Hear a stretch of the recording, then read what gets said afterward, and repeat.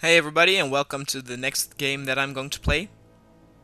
In the waning months of the Clone Wars, the 501st faced missions critical to the agenda of Chancellor Palpatine.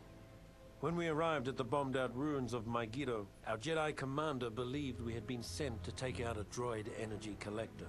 What Ki-Adi-Mundi didn't know, however, was that our unit of the 501st was really after an experimental Megiddan power source that the Chancellor wanted for his super laser.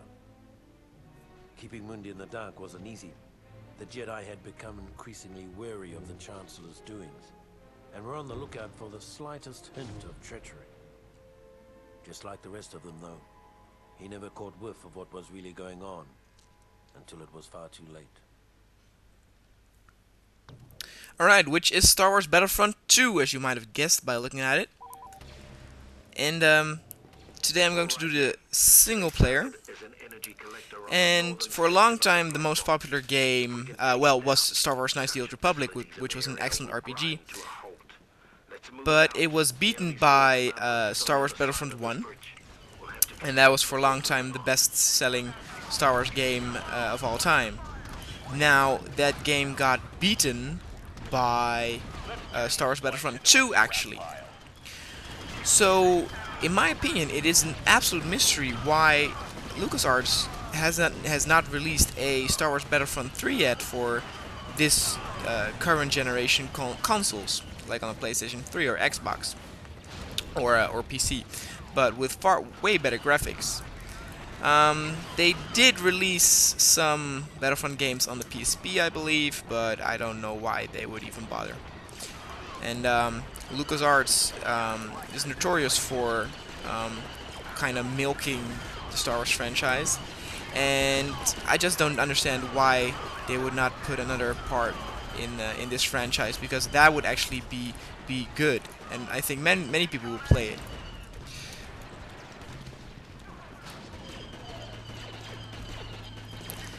Now,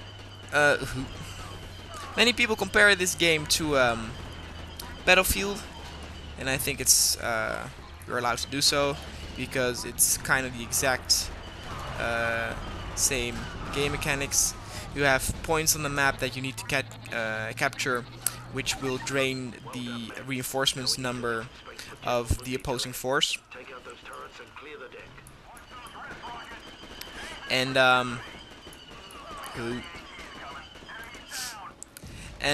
because I'm doing single player, that rule doesn't really hold all too much, because as you can see at the yellow arrows, I now have clear marked points that I need to destroy or capture.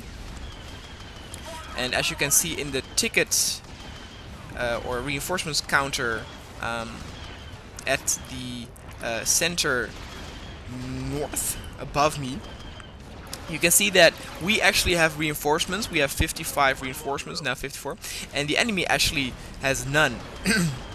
So they will keep respawning, which is kind of interesting, because that would mean that, for example, destroying this tank will not have an impressive effect, because it will not drain any ticket. It will just relieve some stress. Oh, hold on, I can be a Jedi. I can be Mr. Big Head.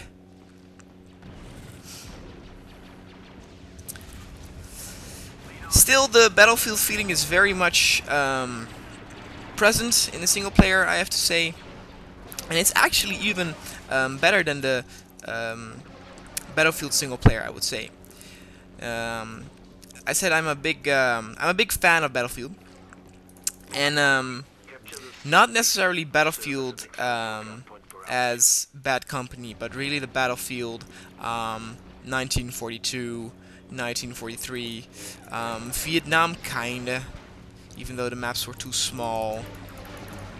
I didn't play that as much, but I'm a big fan of that, and mostly why I'm such a fan of that kind of gameplay is because of the total war feeling. So, you know, it's not only war by infantry, but also by you know, tanks, cars, you know, buggies, and in the air. So the feeling of an absolute war that is going on, something very big, is very much present, and I like that. Like, I like my games to be epic. Take down the core shield by destroying the generator. Voice sound is a bit low. I will put that a little bit higher. Hold on. Audio, speech volume, 50, 50. Yeah, sure.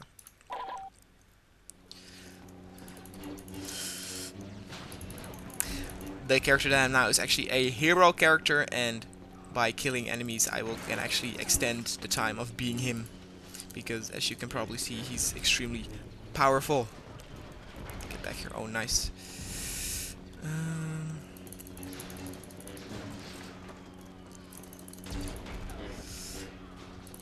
When this game actually came out, it was in the last days of the Xbox and PlayStation, so graphically this game already did not receive such a great omen, but one thing that they really improved on, comparing to Battlefront 1, is that Battlefront 1 did not have anything going on in the background, and this one does. So the oh shit, the like I said, the epicness feeling was improved in this one. Good work.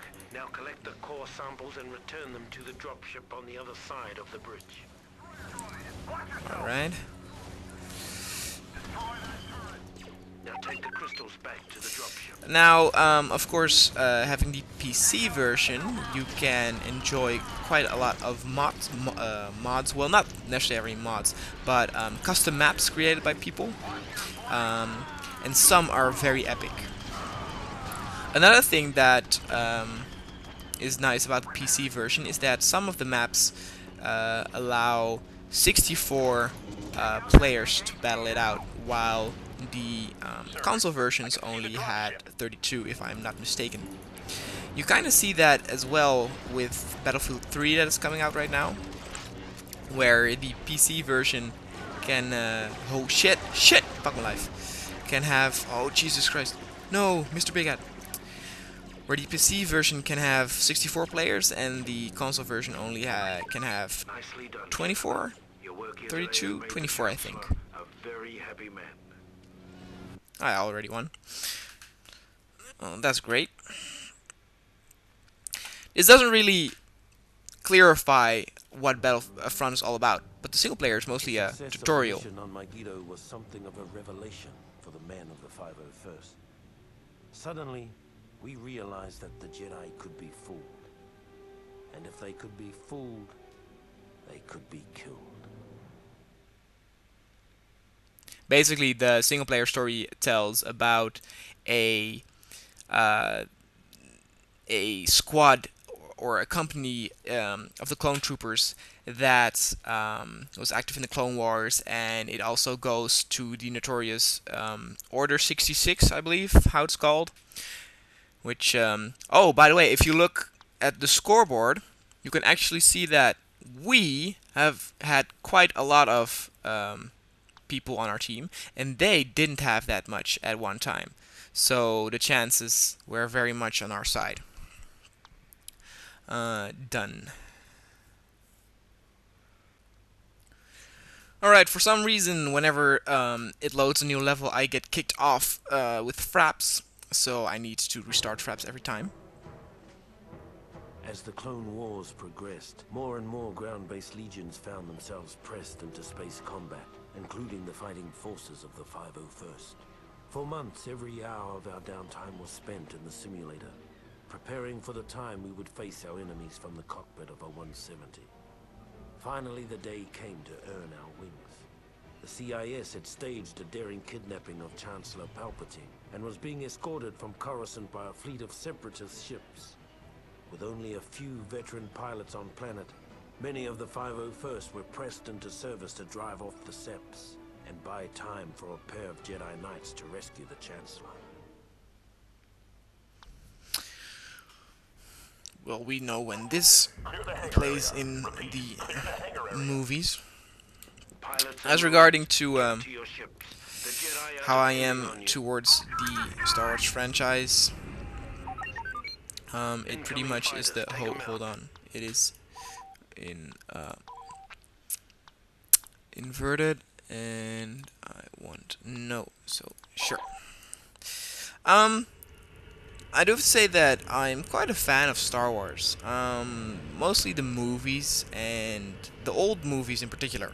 I do have to say that I like Episode 1 and Episode 3.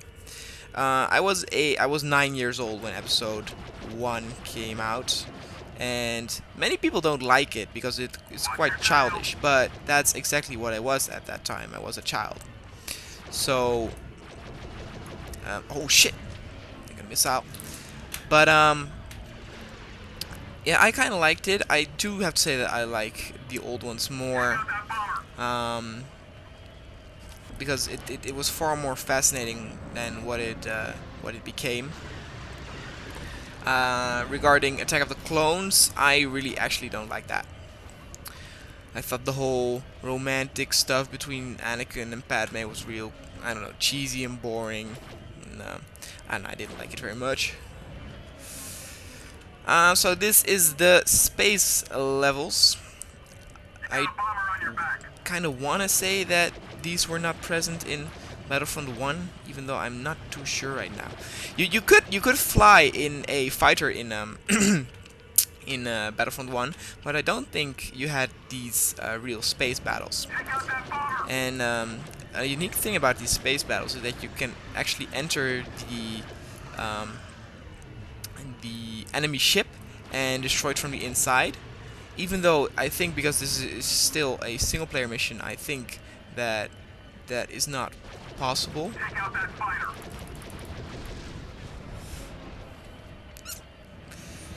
So I will just hunt down some starfighters. It's funny that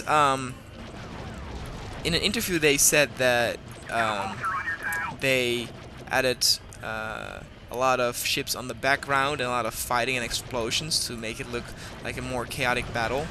But to be honest, and this was already the case when it came out, I do have to say that the graphics were really not impressive, and that I never had the idea of being in a big battle during these space battles. It just wasn't very spectacular. It was very nice though, the whole, two big ships against each other. It was pretty fun when you went against humans.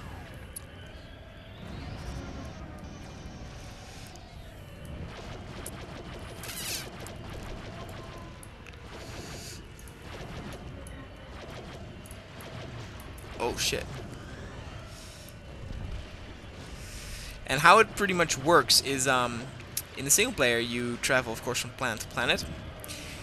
And before sometimes you can enter a planet, you have to fight for the control of the space above. So you first have a battle in space, and after that you can fight on the land of that planet, on the surface of that planet.